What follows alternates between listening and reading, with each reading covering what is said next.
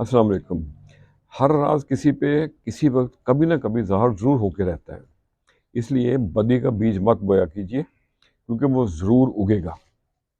تو آؤ سنیں ہم نے آج کی باتیں، باطن اور ظاہر کی باتیں، آئے بہار خزاں کے بعد، گل کی اور گلزار کی باتیں۔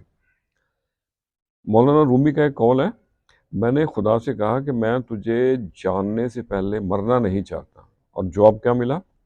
جو مجھے جان گیا وہ کبھی نہیں مرتا، امر ہو جاتا ہے۔ اگر ہمارا علم ہمیں بنی نوع انسان سے محبت کرنا نہیں سکھاتا تو ایک جاہل ہم سے بہتر ہے، 1000 درجے بہتر ہے۔ خلوص کو اپنائیے اور خلوص رہا کیجیے۔ خلوص جہل کو علم میں بدل دیتا ہے، اور خود غرضی بڑے سے بڑے عالم کو جاہل بنا دیتی ہے۔ پوچھا گیا کہ زہر کیا چیز ہے؟ جواب ملا کہ ہر وہ چیز جو ہماری ضرورت سے زیادہ ہو وہ ہمارے لیے زہر ہے، جیسے قوت، اقتدار، دولت کا نشہ، بھوک، لالچ، طمع، نفرت۔ اللہ اکبر۔